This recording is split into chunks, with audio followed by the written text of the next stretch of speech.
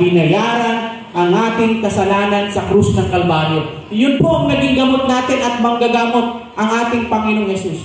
Alam niyo po sa literal po na sakit, kung kayo po ay may lagnat at ang gamot po ay biogesic, yung paracetamol.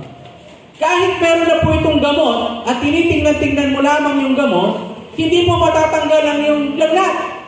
Kailangan mo itong inumin. Ito po ang katotohanan. More or less 2,000 years ago, dumating na yung gamot. Binayaran na ang kasalanan natin. At tayo, kung kumikilala tayo at sumasampalataya sa Panginoong Hesus bilang Diyos at tagapagligtas, the moment na sumampalataya ka, para mong ininom yung gamot, nagkaroon ng kapangyarihan sa iyo. Yung gamot ay ito, kaya natanggal ang iyong kasalanan. Sapagkat ang sabi ng Biblia, ang sumasampalataya sa Panginoon, pinapatawad ang kasalanan. Subalit sa mga taong alam nila na merong gamot ang Panginoong Hesus, ngunit hindi sumasampalataya. Para silang taong may sakit na nakikita at hawak-hawak yung gamot, pero hindi iniinom.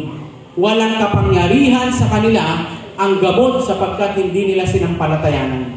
At tayo ngayon na sumampalataya sa Panginoon, naririto tayo upang alalahanin natin na minsan sa buhay mo, tinanggap mo ang Panginoong Yesus at nagkaroon ka ng kapatawaran ng iyong kasalanan.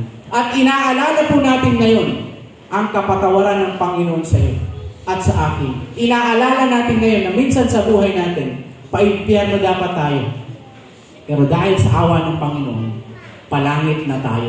Anumang oras tayo mamatay, ang sino mang sa Kanya ay sumampalataya ay hindi na mapapahamak, kundi magkaroon ng buhay na walang hanggan.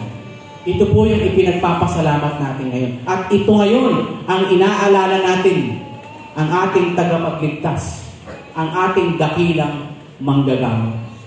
Purihin natin at sambahin ng Panginoon sa pagitan ng isang awit. At awitin po natin yung number 1, Amazing Love.